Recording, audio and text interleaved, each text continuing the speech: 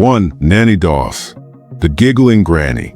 When Nannie Doss laughed, people around her couldn't help but smile. She had that kind of infectious giggle that made everyone feel like they were in on some delightful secret. What they didn't know was that Nannie's laughter came from a very dark place. She giggled because she knew something they didn't. She knew how easy it was to kill people with kindness. Nannie discovered her talent for murder early. Born in 1905 in Alabama, she learned that a teaspoon of rat poison stirred into morning coffee could solve almost any problem. A husband who drank too much? Poison. A child who required too much attention?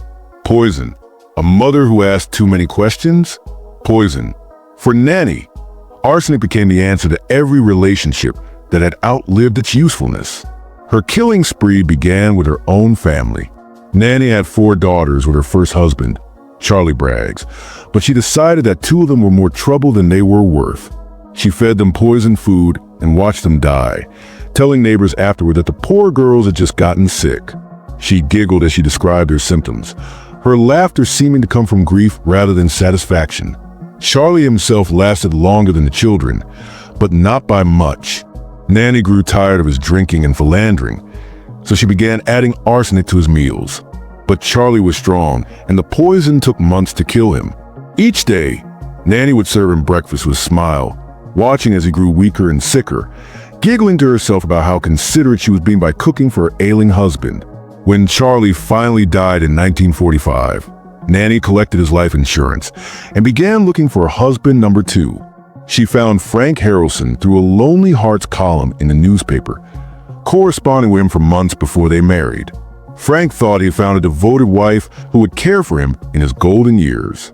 Instead, he had found a poisoner who was already planning his funeral. Frank lasted 2 years before Nannie decided he had to go. He had become suspicious of her cooking, complaining that his food tasted strange and made him feel sick. So Nannie switched tactics. Instead of poisoning his meals, she began lacing his whiskey with arsenic. Frank died in 1950, writhing in agony while Nannie giggled nearby, telling doctors she couldn't understand what had made her poor husband so ill. The pattern continued with husband number 3, Arlie Lanning. Nannie had perfected her technique by then, knowing exactly how much poison to use and how to administer it without raising suspicion. Arlie died in 1952, and once again, Nannie played the grieving widow to perfection, her nervous laughter interpreted as a way of coping with loss rather than a sign of guilt. But it was husband number 4, Richard Morton, whose death would provide Nannie with her most satisfying kill. Richard was abusive, violent toward both Nannie and her remaining family members. When she poisoned him in 1953, Nannie felt she was doing the world a favor. She giggled more than usual during his final illness, openly amused by how the man who had terrorized others was now the one begging for mercy. Nannie's mistake came with husband number 5, Samuel Doss. By 1954, she had been killing for nearly a decade and had grown careless. When Samuel died just months after their wedding, his family demanded an autopsy. What doctors found in his system was enough arsenic to kill a horse.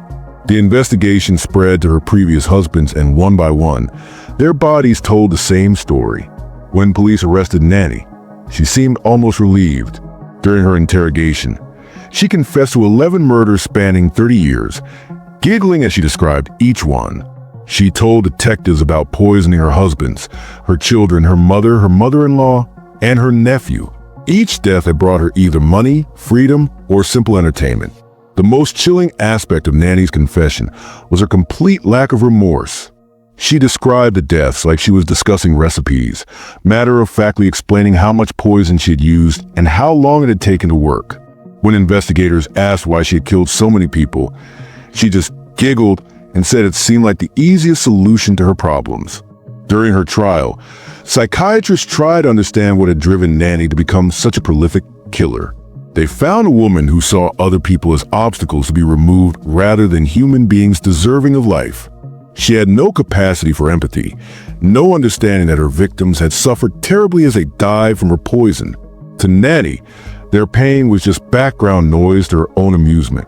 Nannie was sentenced to life in prison, avoiding the electric chair only because she was a woman, and Oklahoma rarely executed females.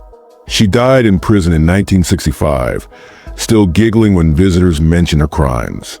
Even at the end, she found her own actions amusing, unable to comprehend why everyone else thought murder was so serious.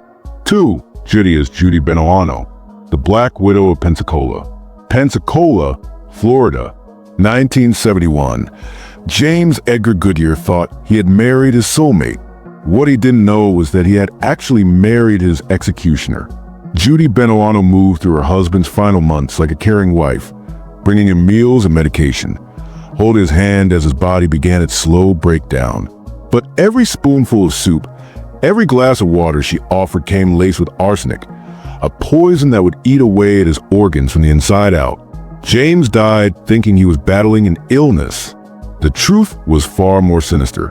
His wife had been methodically administering death to him one meal at a time, watching as a man who trusted her most slowly dissolved before her eyes. She collected his life insurance with tears in her eyes and condolences from neighbors who saw her as a grieving widow. They had no idea they were looking at a killer. But James was just the beginning. 9 years later, Judi's disabled son Michael became her next target, though this time she chose water over poison. In 1980, she took her paraplegic son canoeing in the Ochlockonee River, a trip that she claimed would be therapeutic for his spirits. Michael, confined to a wheelchair and unable to swim, trusted his mother completely. He had no reason to suspect that this peaceful outing would be his last. When the canoe overturned, Michael sank like a stone.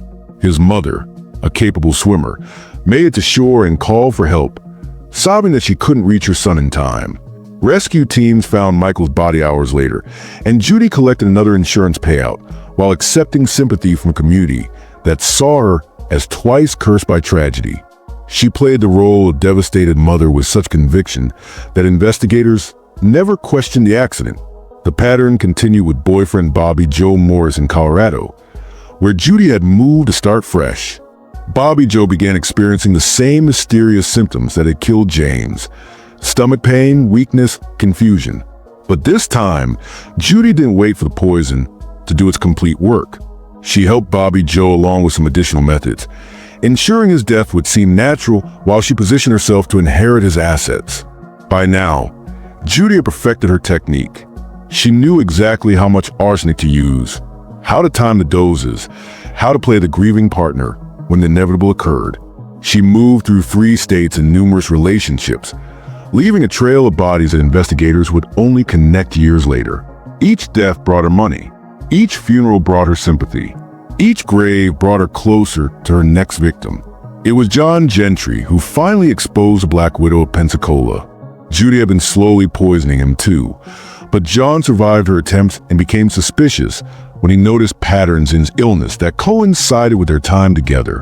When investigators finally tested tissue samples from her previous victims, they found arsenic levels that left no doubt about what happened. Judi Buenoano had been murdering the men in her life for over a decade. The trial revealed the full scope of her killing spree. Judi had murdered at least 4 people, collecting hundreds of thousands of dollars in insurance money while presenting herself as unlucky in love. The jury heard testimony about her careful planning, her selection of victims, her performance as a grieving survivor. On March 30th, 1998, Judi Buenoano became the first woman executed in Florida since 1848, dying by electrocution for crimes that spanned nearly 2 decades. 3. Diana Hound, the obsessed lover. Some people fall in love. Diana Hound fell into obsession. And when obsession takes hold of someone like Diana, it doesn't matter who gets destroyed in the process. Other people become expendable, mere obstacles standing between her and what she believes she deserves. In 1996, Diana worked alongside Michael Daly in an electronics store in Ventura, California. Michael was married to Sherry, a woman who had no idea that her husband's co-worker was studying her like a scientist studying a specimen. Diana learned Sherry's routines, her habits, her schedule. She knew when Sherry went grocery shopping, where she got her hair done, which gym she attended. Diana was building a map of Sherry's life because she planned to erase Sherry from it entirely. Michael and Diana's affair had been going on for months, but that wasn't enough for Diana. She didn't want to be the other woman, sneaking around and stealing moments when Sherry wasn't looking. She wanted to be the only woman, the wife, the mother to Michael's children. But Sherry was in the way, living the life that Diana convinced herself should be hers. The plan Diana devised was breathtakingly cold in its calculation. She wouldn't just kill Sherry quickly and hope to get away with it. Instead, she would make Sherry disappear in a way that would traumatize her before killing her. That would let Sherry understand exactly why she was going to die. Diana wanted Sherry to know that her murder was personal, that someone had hated her enough to plan her destruction carefully. On May 6, 1996, Sherry was abducted from the parking lot of a Target store in broad daylight. Witnesses saw a woman approach Sherry's car and force her into a vehicle at gunpoint. But this wasn't a random kidnapping. Diana had been watching Sherry for weeks, learning her shopping patterns, waiting for the perfect moment to strike. When that moment came, Diana was ready. What Diana did to Sherry over the next several hours represents some of the most sadistic cruelty in California criminal history. She didn't just kill her rival quickly and dispose of the body. Instead, she kept Sherry alive for hours, torturing her both physically and psychologically. Diana wanted Sherry to suffer, to understand that she was dying because Diana wanted her life, her husband, her children. Diana told Sherry exactly why she was being killed, describing her affair with Michael, explaining how they had planned to eliminate her so they could be together. She forced Sherry to listen as she detailed all the ways she planned to replace her, how she would raise Sherry's children as her own, how she would sleep in Sherry's bed and live Sherry's life. The psychological torture was as deliberate as the physical violence. When Diana finally decided that Sherry had suffered enough, she strangled her to death and dumped her body in a remote area of Ventura County. Then she returned home and waited for news of Sherry's disappearance to break, ready to comfort Michael in his time of grief and position herself as a salvation in the aftermath of tragedy. But Diana had made critical mistakes. Witnesses had seen her at the Target parking lot. Security cameras had captured her vehicle in the area. Most damaging of all, she had underestimated how thoroughly investigators would examine Michael's life when his wife turned up missing. When they discovered his affair with Diana, she became the prime suspect in Sherry's disappearance.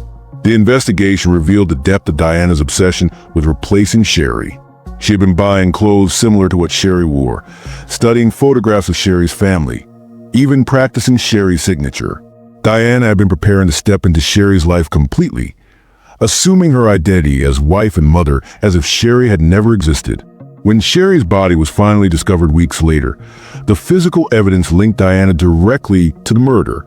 DNA evidence, fiber analysis, and witness testimony created an overwhelming case against her. But what made Diana's crime particularly disturbing was the evidence of premeditation, the careful planning that had gone into not just killing Sherry, but making her final hours as terrifying as possible. During the trial, prosecutors presented evidence of Diana's systematic stalking of Sherry, her detailed knowledge of Sherry's routines, and her collaboration with Michael in planning the murder. They showed that this wasn't a crime of passion, but a calculated execution designed to eliminate an obstacle to Diana's romantic fantasies. Diana's defense team tried to argue that she had been manipulated by Michael, that he had convinced her to kill his wife by promising her things he never intended to deliver. But the evidence showed that Diana had been the driving force behind a murder plot, the one who had done the research, made the plans, and carried out the killing. On March 8, 1997, Diana Hound was convicted of first-degree murder, kidnapping, and conspiracy. She was sentenced to life in prison without the possibility of parole. Michael Daly was also convicted and sentenced to death for his role in orchestrating his wife's murder. Both of them are still in prison today, their affair having destroyed not just Sherry's life, but their own futures as well. For Blanche Taylor Moore, the arsenic angel, the dinner table at Blanche Moore's house always smelled like love. Fresh bread cooling on the counter, roast seasoned to perfection, vegetables that had been tended with care. Her husbands and boyfriends considered themselves lucky men, coming home to meals prepared by a woman who seemed to find joy in nurturing others. They never imagined that their devoted partner was seasoning their food with something far more sinister than salt and pepper. Raymond Reed first noticed the stomach aches after Sunday dinners at Blanche's house. At first, he attributed the discomfort to overeating. Blanche was such a wonderful cook, and he always cleaned his plate.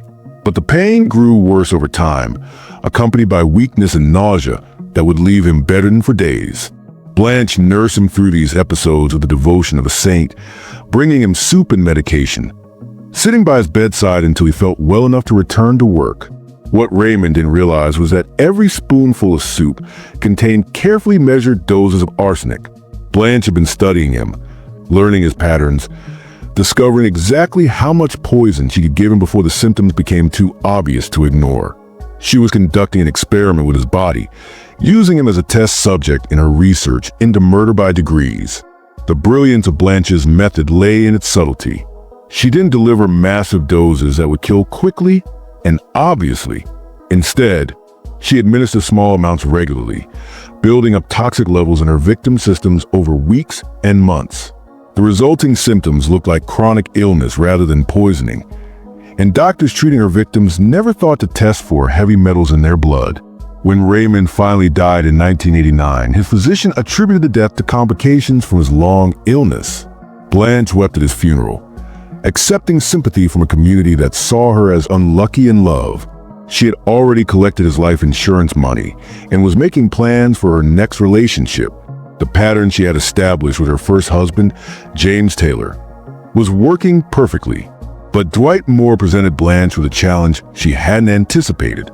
Her new boyfriend was tougher than her previous victims, his body more resistant to the poison she'd been feeding him.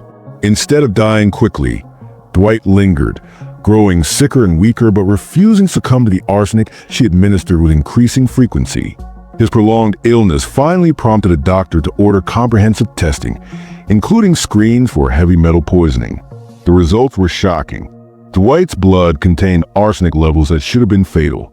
When investigators began looking into his case, they discovered that Blanche's previous partners had died under remarkably similar circumstances. Tissue samples from James Taylor and Raymond Reed were tested and found to contain the same deadly substance. Blanche Moore had been poisoning the men in her life for nearly 2 decades. The investigation revealed the full scope of Blanche's crimes. She had been purchasing arsenic-based ant poison and incorporated it into food for her victims. She kept detailed records of their symptoms, tracking the progress of their deterioration like a scientist monitoring lab rats. She had turned her kitchen into a laboratory and her dinner table into a crime scene, serving death with every meal she prepared. During her trial, prosecutors presented evidence that Blanche had killed at least 2 men and attempted to murder several others. The jury heard testimony about her purchases of ant poison, her research into arsenic poisoning, and her collection of insurance money from her victims' deaths. On October 30th, 1990, she was convicted of first-degree murder and sentenced to die for her crimes. Blanche Taylor Moore remains on death row in North Carolina, having spent more than 30 years fighting her conviction through appeals. She continues to maintain her innocence, claiming that she never intended to harm anyone, but the evidence against her remains overwhelming. And her case stands as a reminder that the most dangerous killers are often those who hide their violence behind masks of care and devotion. 5. Lynn Turner, the antifreeze assassin. Some killers use guns. Others prefer knives. Lynn Turner found her weapon of choice in the automotive section of the local store. Ethylene glycol, antifreeze, became her signature method of murder, a substance so common that no one would think twice about finding it in a garage or basement. Sweet to the taste but deadly to the body, it was a perfect poison for a woman who wanted her crimes to look like natural deaths. Glenn Turner never suspected that his morning coffee had been enhanced with automotive fluid. The Georgia police officer went to work on February 3rd, 1995, feeling slightly under the weather but nothing serious enough to skip his shift. By evening, he was violently ill. By the next morning, he was dead. Lynn stood at his funeral, receiving condolences, playing the role of devastated widow, while Glenn's fellow officers wonder how someone so young and healthy could die so suddenly. The coroner found nothing suspicious. Lynn collected Glenn's pension and life insurance while their friends and family rallied around the young widow with her 2 small children.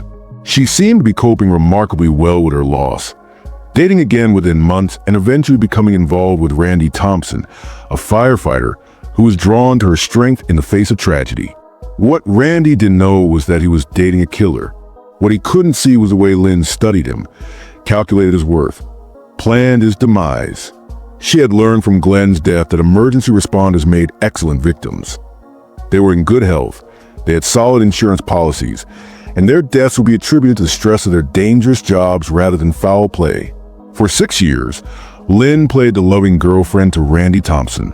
She cooked his meals, shared his bed, met his family. She seemed to adore him, and he talked about marriage, about building a future together. Randy had no idea that Lynn was already planning his funeral. On March 3rd, 2001, she served him the same fatal cocktail that had killed Glenn, antifreeze mixed into something sweet enough to mask the taste. Randy died the same way Glenn had, with Lynn at his bedside expressing shock at how quickly his health had deteriorated. She comforted his family, helped plan his funeral, and collected the life insurance money he had named her as beneficiary for. Once again, she was a grieving partner who had lost another good man to sudden illness. But Randy's mother, Juanita Thompson, refused to accept that her healthy son had simply died of natural causes. She pushed for an autopsy, demanded investigations, wouldn't let the matter rest even when officials told her that sometimes young people just die unexpectedly. Her persistence paid off when a toxicologist finally tested Randy's remains and found massive amounts of ethylene glycol in his system. The discovery of Randy's poisoning led investigators to re-examine Glenn's death. When they tested preserved tissue samples from 1995, they found the same deadly chemical. Lynn Turner had been killing the men who loved her, using antifreeze as her weapon and collecting insurance money as her reward.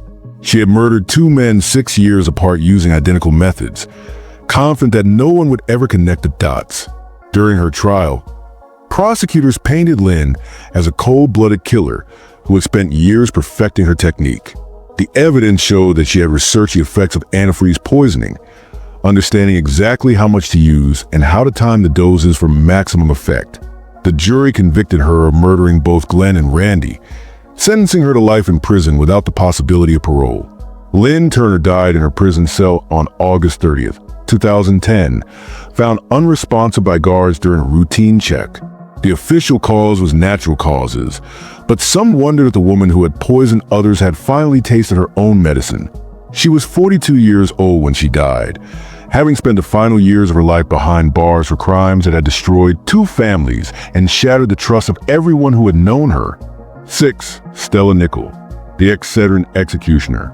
June 11, 1986. Bruce Nickell swallowed 2 Excedrin capsules for a headache and collapsed on his bathroom floor 14 minutes later. His wife Stella called paramedics, sobbing that her husband had suffered some kind of seizure. By the time they reached the hospital, Bruce was brain dead from cyanide poisoning. Stella inherited his life insurance money and the sympathy of a community that believed she had lost her husband to a tragic accident. For days later, Sue Snow took 2 capsules from the same lot of contaminated Excedrin and died the same agonizing death. Her daughter found her collapsed in her home, foaming at the mouth, her body convulsing from the cyanide that was destroying her cells from within. Sue had been a completely innocent victim, a woman who had simply reached for pain relief and instead found death waiting in a medicine bottle. The connection between the 2 deaths triggered a massive investigation.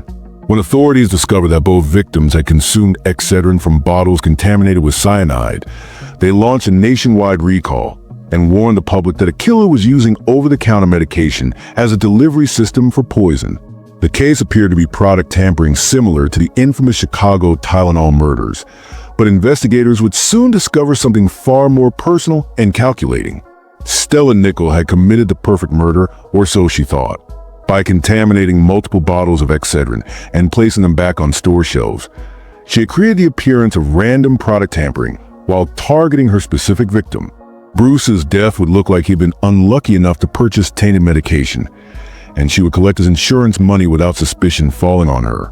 But Stella had made a critical error. She had contaminated more bottles than necessary, creating additional victims that drew law enforcement attention she hadn't anticipated. Sue Snow's death was supposed to provide cover for Bruce's murder, making it appear that both were random victims of a product tamperer. Instead, it created a trail of evidence that would lead investigators directly to her door. The FBI discovered that Stella had been researching cyanide poisoning at the library, checking out books on toxicology and plant poisons the months before Bruce's death.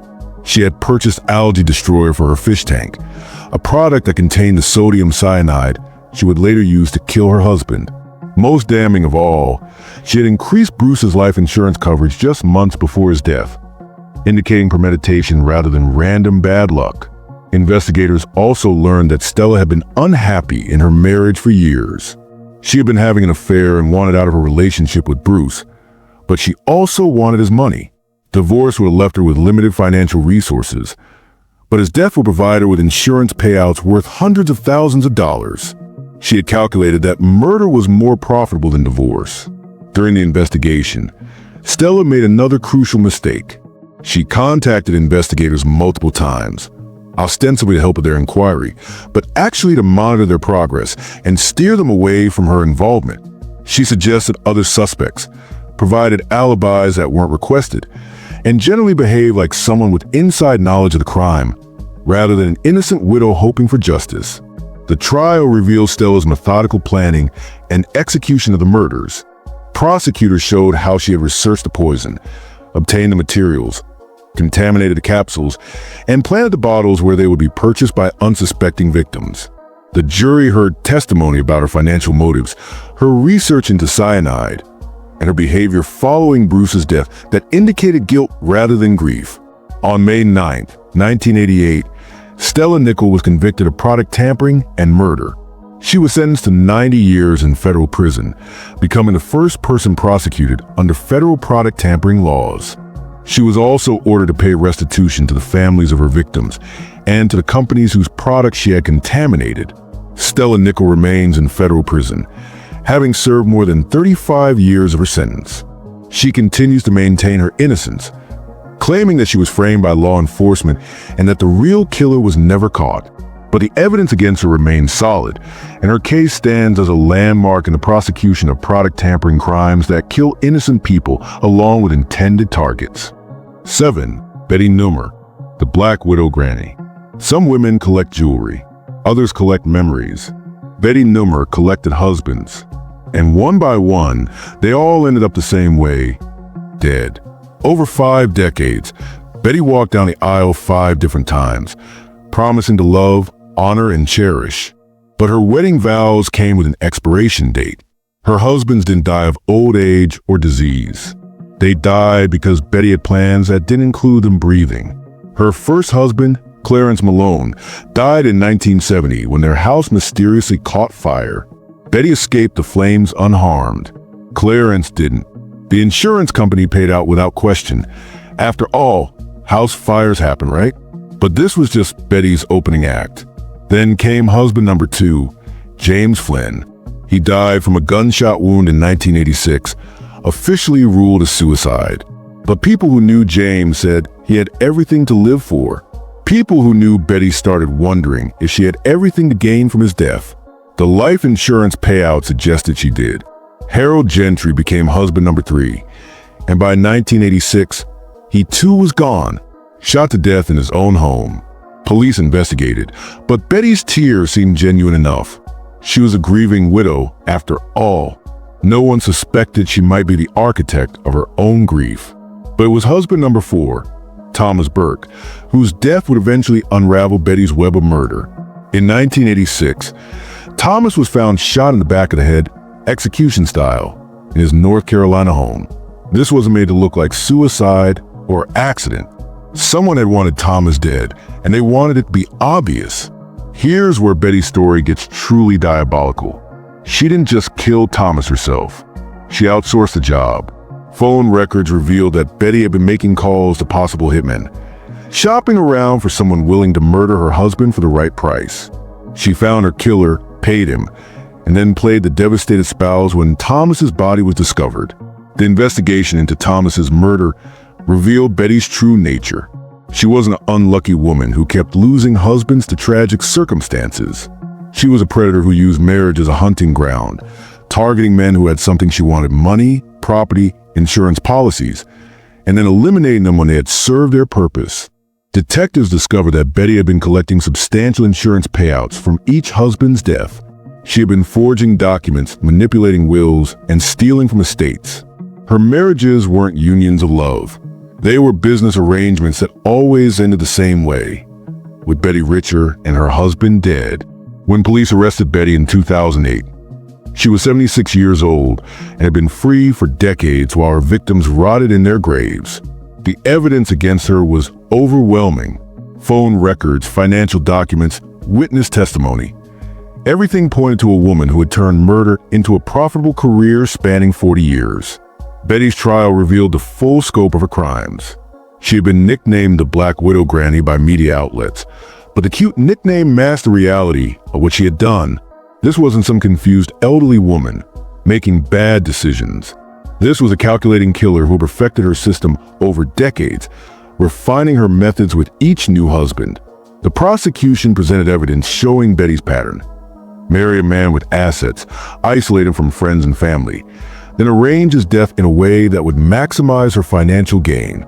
She had turned the institution of marriage into a murder weapon, using love and trust as tools to get close enough to her victims to destroy them. Betty died in prison in 2011 before her case could go to trial, cheating justice one final time. She was 79 years old when her heart finally stopped beating, ending a life that had been sustained by the death of others. Her victims never got their day in court, never got to see their killer face judgment for what she had done to them. 5 men trusted Betty Nummer enough to marry her. 5 men believed her promises of partnership and devotion. 5 men died because they chose the wrong woman to love. And for nearly 4 decades, Betty walked free while their families wondered what had really happened to their loved ones. 8. Velma Barfield, the angel of death. Velma Barfield had the hands of a healer and the heart of a killer. For years, she cared for elderly and sick people in their homes, feeding them, bathing them, giving them their medications with a gentle touch of someone who seemed born to nurture. But Velma's patients had a disturbing tendency to die under her care, and when investigators finally looked closely at her nursing methods, they discovered she had been poisoning the people who trusted her most. Growing up in rural North Carolina, Velma learned early that sometimes the kindest thing you could do for someone was help them die. At least, that's how she justified what she was doing to herself. When her first husband, Thomas, became difficult and abusive, Velma decided that arsenic in his food was a merciful solution to both their problems. Thomas died slowly, his body shutting down organ by organ while Velma held his hand and whispered comfort. After Thomas's death in 1969, Velma discovered she had a talent for death. She could administer poison in doses small enough to mimic natural illness, large enough to guarantee eventual death. She could time the dosing to coincide with existing health problems, making her victims' deaths appear to be natural complications of their conditions. Most importantly, she could maintain the facade of caring while systematically destroying the people she was supposed to protect. Velma's second husband, Jennings Barfield, lasted longer than Thomas, but not by much. He made the mistake of growing suspicious of his wife's cooking, complaining that her food made him feel sick. So Velma switched to poisoning his beer instead. Jennings died in 1971, writhing in agony while Velma called for an ambulance that she knew would arrive too late to save him. But it was as a private caregiver that Velma truly perfected her craft. Families would hire her to care for their elderly relatives, trusting her with their most vulnerable loved ones. What they didn't know was that Velma saw these assignments not as opportunities to heal, but as chances to kill. She would study each patient's medical history, learning which symptoms would seem natural for their condition, then administer poison accordingly. Montgomery Edwards was 94 years old when his family hired Velma to care for him in 1977. Montgomery had lived through 2 world wars, the Great Depression, and nearly a century of American history. But he couldn't survive 6 weeks under Velma's care. She poisoned him gradually, mixing arsenic into his medications while his family praised her dedication and compassion. Dolly Edwards, Montgomery's sister-in-law, was Velma's next victim. At 84, Dolly was still relatively healthy when Velma began caring for her. But within weeks of Velma's arrival, Dolly was suffering from mysterious symptoms that doctors couldn't explain. She died in terrible pain while Velma sat beside her bed, offering comfort and secretly calculating how much arsenic it would take to finish the job. John Henry Lee hired Velma to care for his mother, but he ended up becoming her victim instead. John had been managing his family's finances, and when he discovered discrepancies in his mother's accounts, he confronted Velma about missing money. That confrontation was John's death sentence. Velma poisoned him before he could expose her theft, watching him die while his mother mourned her son's sudden illness. Velma's final victim was Stuart Taylor, a man who had fallen in love with her and planned to marry her. Stuart thought he found a caring woman who would be his companion in old age. Instead, he found a poisoner who saw him as her next target. When Stuart began asking questions about Velma's previous husbands and patients, she decided he knew too much to live. Stuart's death in 1978 finally triggered the investigation that would expose Velma's decades of murder. His family demanded an autopsy when he died suddenly after eating dinner with Velma. What medical examiners found in his system was enough arsenic to kill several people. The investigation spread to her other victims, and one by one, their bodies told the same story of systematic poisoning. When police arrested Velma, she initially denied everything. But when confronted with overwhelming evidence, she broke down and confessed to poisoning 6 people over 9 years. She tried to explain her actions as mercy killings, claiming she'd been ending their suffering. But investigators found evidence of theft, insurance fraud, and financial manipulation that revealed her true motives. During her trial, Velma's defense team argued that she had been driven to kill by prescription drug addiction, that her judgment had been impaired by years of pill abuse. They painted her as a victim of circumstances beyond her control, someone who needed treatment rather than punishment. But prosecutors presented evidence of careful planning, deliberate poisoning, and systematic theft that showed a calculating killer rather than a confused addict. On November 2, 1984, Velma Barfield became the first woman executed in the United States since the death penalty was reinstated. She was injected with lethal drugs at Central Prison in Raleigh, North Carolina, while protesters gathered outside debating whether the state should kill a grandmother who had found Jesus in prison. But for the families of her victims, Velma's execution was justice finally served for a woman who had turned caregiving into a cover for murder.